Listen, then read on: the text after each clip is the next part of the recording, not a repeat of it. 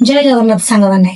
कांचन family मु कांचन आपण मन को स्वागत करुचे। संभु आम बुलीजा आज बड़ बड़ मीना बजार व मेला शीत दिन तो मेला पड़ा स्वाभाविक खरादिन तो केवे भी पड़ो ना सब चाहिदा लोक मान चाहिदा अनुसार मेला मान सब जिन पड़ था मीना बजार बड़ बड़ मीना बजार सेमती सब जिन मैंने पूरा सुंदर भाव में सजाई सब थुआई था आम जेहतु 9टा 9:30 राति होता बेसी होता गलु तेना लोकर टी भिड़ कमी जाता शीत दिन जो सन्ध्या बेलू बेसी भिड़ हम तो सब प्रकार जिन सजिला जहाँ जमी क्या पसंद किणा कथा किणे मुझे सबुआड़े बुलाबुली कर चली गोटे ब्याग दुकान को ब्याग भाई पसंद होता मोर मुख्य आकर्षण दौड़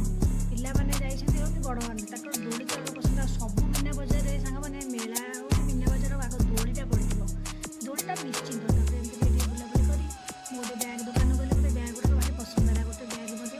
बुलाचला कली आनिली कुछ बेसी आनी कारण आउ दिन जी ये सब देसी जिन हाथ तिआरी जिन सब मिलूला देखो सब प्रकार जिन पापड़ बड़ी आचार बड़ आचार एमती बहुत जिन था सुंदर भी लगुला जहाँ पसंद से किଣିकी ने मोर तो सब दरकार ना आउ दिन सन्ध्या बेले आसे जहाँ किणी ये देखो सांग मैंने सब हाथ तिआरी हैंडलूम जिन सब मिलूँ बहुत बढ़िया बढ़िया बैग बढ़िया चित्र मत बैग उपर एत सुंदर लगुच बैग गुड़िक मत भी भारी भल लगे मुझे बैग गोटे आनबी एना आनी बहुत दिन अच्छी यात्रा बेलाटी तेणु आउ कौ दिन गोटे जी बाछी बुझी बहुत सुंदर जिन गोटे नहीं आसबी तापर आम चलू टुंकापुरी आड़ी टुंकापुरी तो हूँ सब मीना बजार मुख्य आकर्षण मथुरा केक लंका चप न खाई किए मीना बजार है कि आम लंका चप खाइलु तापर हरेक माल दुकान को गलु हरेक माल दुकान में भल भिड़ लगी बहुत बढ़िया बढ़िया जिन खूब कम रेट्रे मिले आ नुआ नुआ जिन किसी पड़ा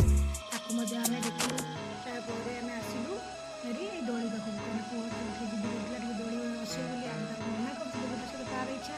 रोचे सांग जय जगन्नाथ।